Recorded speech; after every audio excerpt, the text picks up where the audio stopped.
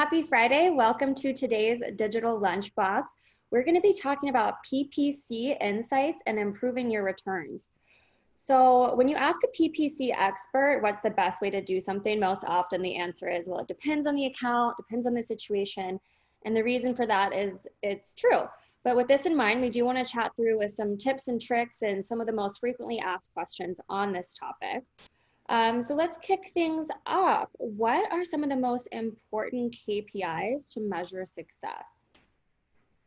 First of all, you want to be able to measure in the first place, and that's often an area that tends to be lacking or even difficult to achieve. Attributing your marketing spend to what's actually going on and measuring your return on that spend. But what else, other folks on the team, what's important to measure? One thing that I really like to focus on is that your CPA, or your cost per action.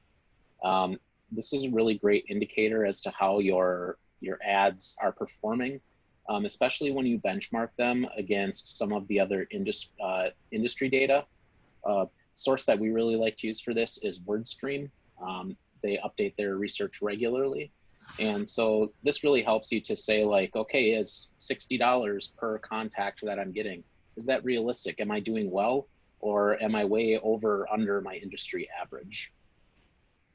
Yeah, I mean, that cost per acquisition is really going to be in some ways the best metric that you can get, other than just an outright straight up purchase. And if you're doing e-commerce and you have ads that are filtering or funneling people in to your online store and they're buying, then you can directly calculate return on ad spend from that. But then barring that, if you're in a B2B type of funnel, it could be a long sales cycle before that person actually does convert. So you're looking at, first off, what does it take to acquire a new contact, assuming that contact or lead is qualified. So, and to do that, you have to know already how you're measuring that. You have to have those conversions set up and either have an analogous conversion in the ad platform or be importing a conversion from Google Analytics. Okay, so let's talk about funnels when it comes to paid advertising. What is a funnel and what does it have to do with paid ads? Yeah, well, a funnel is just basically bringing someone from an awareness stage down to consideration to finally, getting them to buy. And that's not an easy process. Of course, it also respects those people who are ready to buy. They don't maybe they already know about you, or they're gunning for a purchase. But it just respects the customer journey. That's a high level description. Anyone have another way to say that? Yeah, I think you have to look at both the funnel and the customer journey, because, well, the funnel is a very neat construct. You've got people at the top of the funnel, they're kind of interested, and then you've got the people in the middle of the funnel who are considering, and the people at the bottom of the funnel who are potentially ready to buy. Online, people's behavior just doesn't fit into that neat category. People are bouncing all over the internet. They're looking at different sites. They're using a combination of search and social. They may bookmark your site and come back directly. So attribution becomes very messy and very difficult to do. And ad platforms attribute differently than analytics platforms. So it does require some concept of what you think the user journey is, and then mapping that into the funnel. And then serving the appropriate content. Ultimately, though, it's about translating someone from an unknown visitor into a known prospect or suspect, or you've at least got some contact information. You can put them into a CRM and you can begin to nurture them along in some subsequent drip campaigns via email or retargeting or other mechanisms. That's essentially at least the top, the sort of front end of the funnel. When they buy, there's the other side where they're recommending you, but we won't even get into that yet. So, for me, the funnel really translates well to paid advertising, insofar as paid advertising is a great way to build, especially top of funnel awareness, and this can be done several ways, which I think we can jump into later. But casting that really big net and bringing people into your site who may not have been aware of your brand before is key. And once they're there, then we can use all these different technologies to kind of progress them or push them further down the funnel, you know, aligning their intent as a prospective customer with different ads as well as different content that we can be giving them to help build trust and, you know, get them closer and closer to that ideal action of, you know, buying a good through your e-commerce site or, you know, scheduling a call with your sales team. So you mentioned intent. Let's talk about that a little bit more. When and why would intent matter? Intent matters at every stage. Yeah, You know, the intent matters. Yeah, the intent of someone who doesn't have awareness of your brand is going to be vastly different from someone who knows you and is considering you against your competition. And so again, that's really where it comes down to saying, okay, at the awareness level, someone who's not aware of me, what is their intent? Well, their intent is to find a solution to a problem they're having, or maybe even bringing awareness of a problem that they don't know they're having. And that's where, you know, things like lookalike audiences, and again, we can dig into that later, but all these different tools and techniques are available to us through digital advertising to match that intent at that highest level in the funnel. And, you know, maybe Seth or Andy, you guys want to talk a little bit about how we match intent as people get pushed down that funnel? Sure. Go ahead. Okay. Yeah. You know, basically, there's the question of, okay, is the person even solution aware, or do they even have a problem in the first place that Tyler mentioned? So we have to respect that. But, you know, also, if they're not even aware of your brand, for example, they're probably not going to just jump right on a demo when they first encounter your, whatever it is, your digital presence and ad. So, you know, thinking about matching their stage in the funnel, or whatever you want to call it, their intent, with the offer is so important. So maybe an easy checklist. Maybe you don't even ask for their email. Maybe it's just a video playthrough. You know, if they have played through a certain percentage of the video, that's a great way to gauge intent and awareness at the awareness stage. I mean, at the top of the funnel, you are really trying to just capture attention, and as people commented, to gain awareness. So someone is out, they may not even be consciously searching for a particular solution. They may just be, you know, on their favorite websites, in their social feeds, and something captures their attention, and they say, oh, that's really interesting.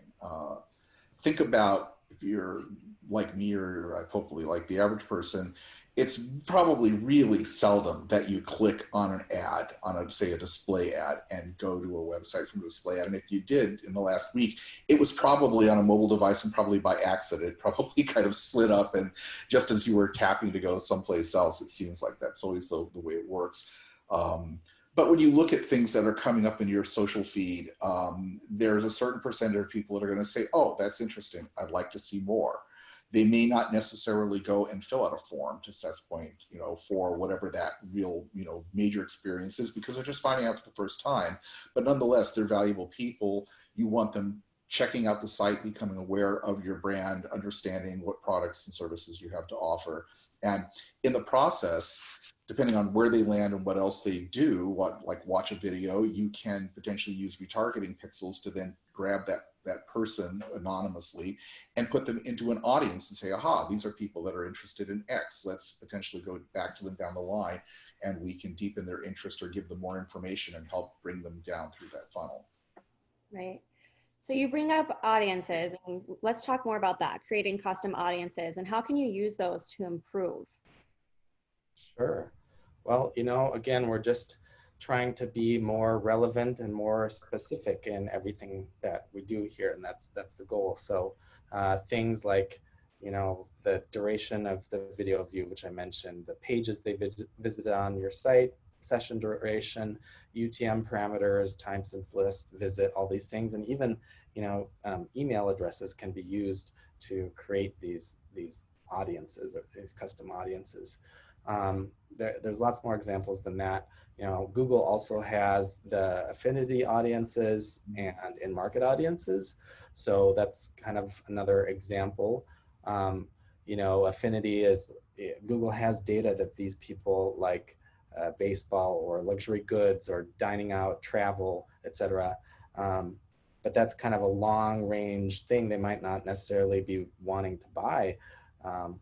However, in-market audiences are, you know, based on data that these people are actively looking for something. Who knows what exactly that means as far as time frame, but you know, fairly recently they have been looking for a bank loan or marketing services or a new job, whatever it may be. So again, it's just to improve the accuracy, targeting, relevance of everything that we do. And between those audiences, now we've enumerated the three that you commonly see in Google.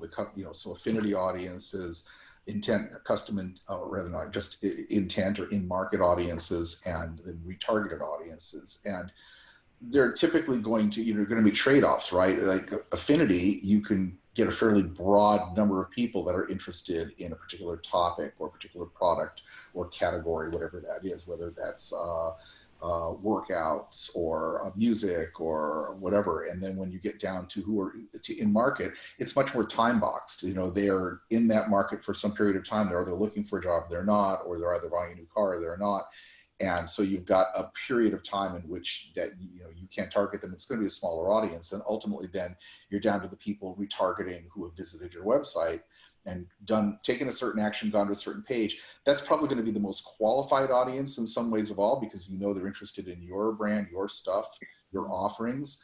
But again, the trade-offs are going to be volume versus the level of qualification and interest potentially. So, you know, one, affinity audiences are really good for kind of going and sweeping through and bringing in large numbers of visitors if you can, but it's going to be less qualified traffic, whereas retargeted audiences are going to be smaller, but you've got a better chance of them converting, so they're more mid to bottom funnel. And I think when we think about both of those within the context of budget and ad spend, you know, throwing out and casting out a big net is great, so long as you can do it for as cheap as possible. And that's where, you know, we talked earlier about what are some KPIs that matter. Here, CPC, or cost per click, is going to be vital to keep that as low as possible, because we do know that, you know, there's a high likelihood that people who we're going to capture through that aren't going to be a good fit, and that's okay, because it's not costing us a lot. But as we progress down the funnel and we get into, you know, the latter portion of those audiences where we know it's going to be really well targeted, they're highly likely to be qualified here. Those are where we are more willing to see a higher CPC, because we know that those are going to be higher value clicks versus, you know, the ones that are going to be more top of funnel and less qualified. Mm-hmm. So we did mention very briefly lookalike audiences. You hear that term a lot when it comes to PPC. So talk to me more about that. How do you create a lookalike audience, and when is that most helpful? Well, with those, you're relying on Google's or, you know, whatever platform's ability to match people who are like your either existing customers or like this set of people performing these types of actions. So it's just an algorithm-based way of saying, okay, we've got this one audience that's already either engaged or we know they like our brand or whatever it is. Let's find more of those types of people, and then you just kind of cross your fingers and hope the algorithms work. But you know, that's something for you to measure. Yeah, it's a bit of a black box. There's a lot of different ways to generate them depending on the platform.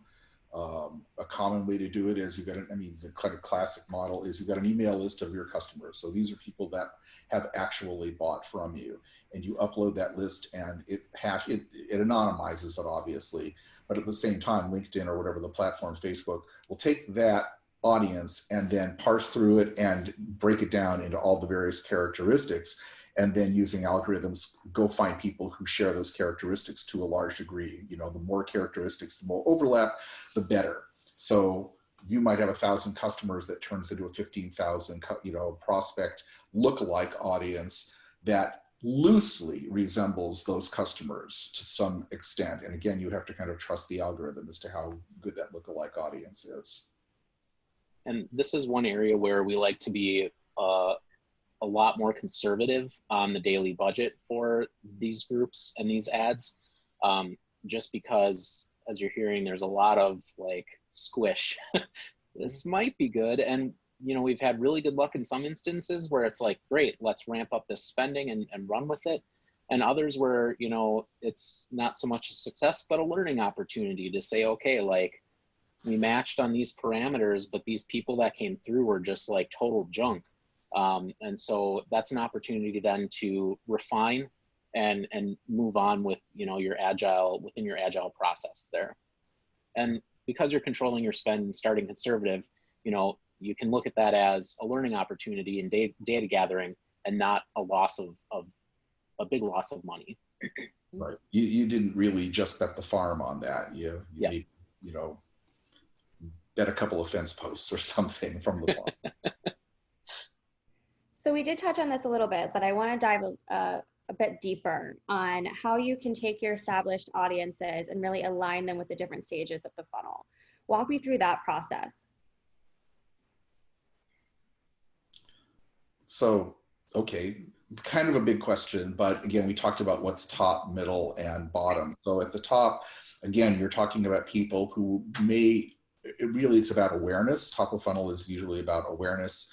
Middle of the funnel is more about education and deepening the relationship with your brand and your product offerings. And bottom funnel is putting more concrete offers in front of people where they are going to engage and potentially convert in one way or another. And then depending on what you're selling, price point, sales cycle, that can be a very long process, or it can happen very quickly. In B2C, it can go from, I didn't know about them at all, but that looks really cool. I'll buy one of those for $250 and see how it works. And it's an easy conversion for people to make. But most of the clients we deal with are on a longer, more B2B-ish type of sales cycles. So aligning the top of the funnel again means understanding that the money that you're spending for pay-per-click advertising, which it could be display, it could be search, although search tends to be a little more qualified. PPC display tends to be more for awareness.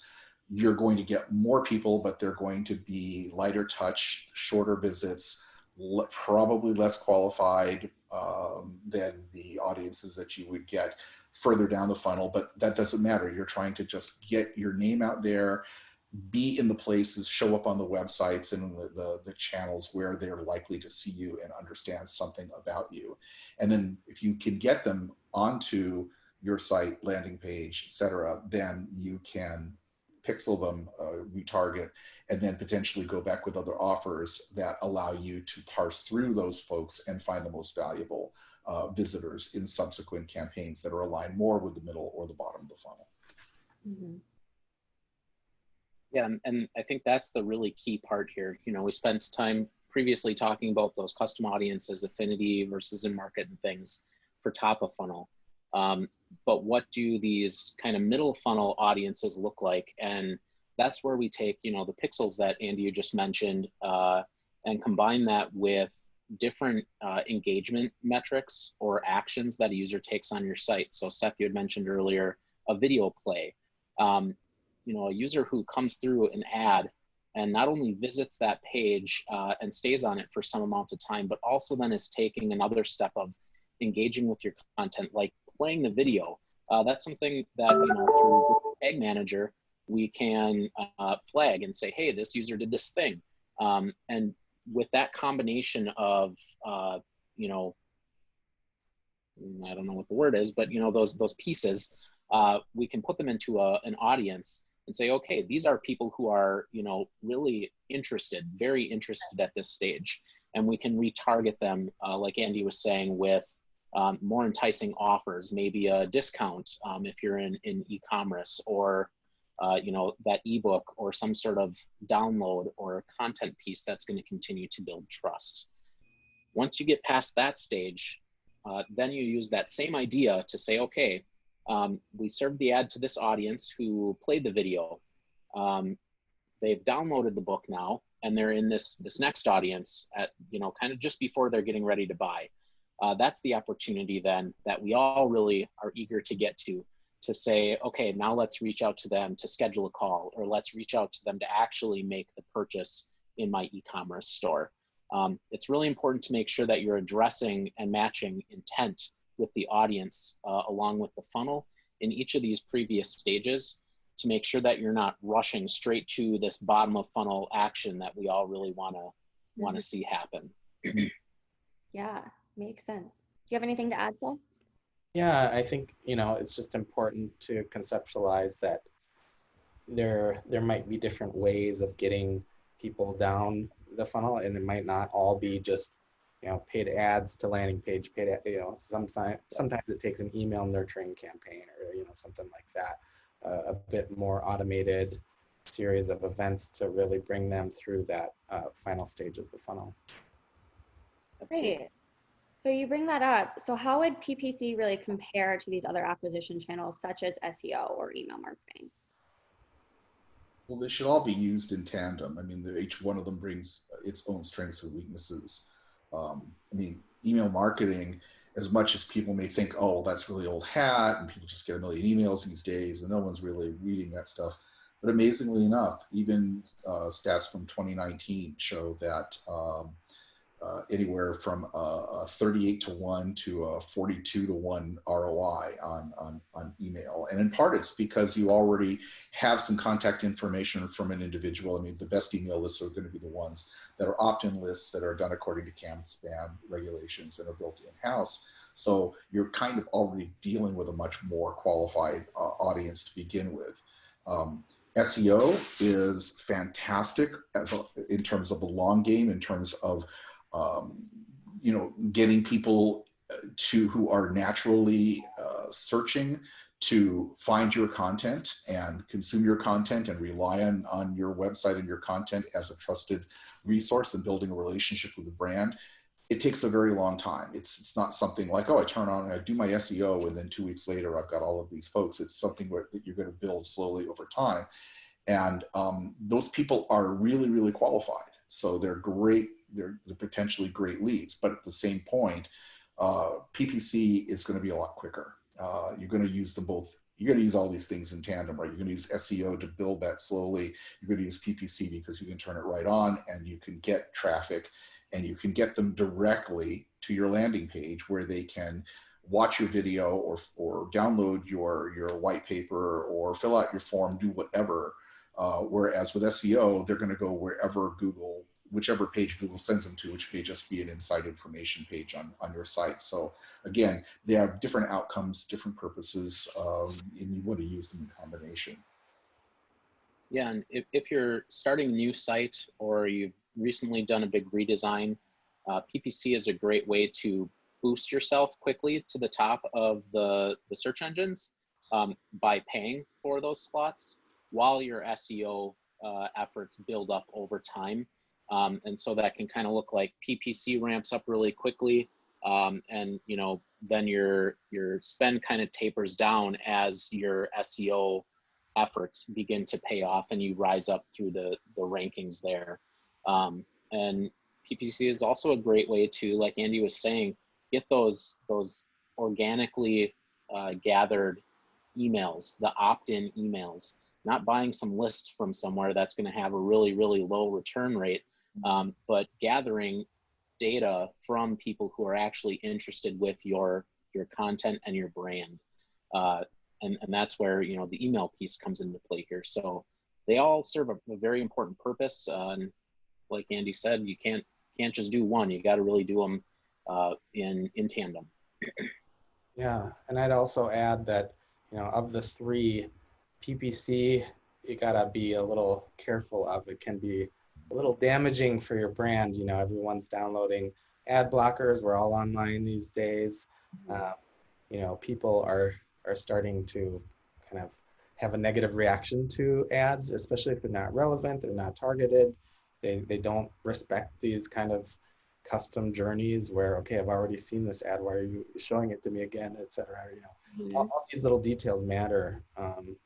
So being a really being a devil's advocate of PPC advertising, being a you know, helpful brand that's putting good content out there, and you know, really relevant content on the SEO end is very important too. Just, I mean, be a little careful with your PP strategy, and maybe consult, you know, with an agency like us or whoever it may be.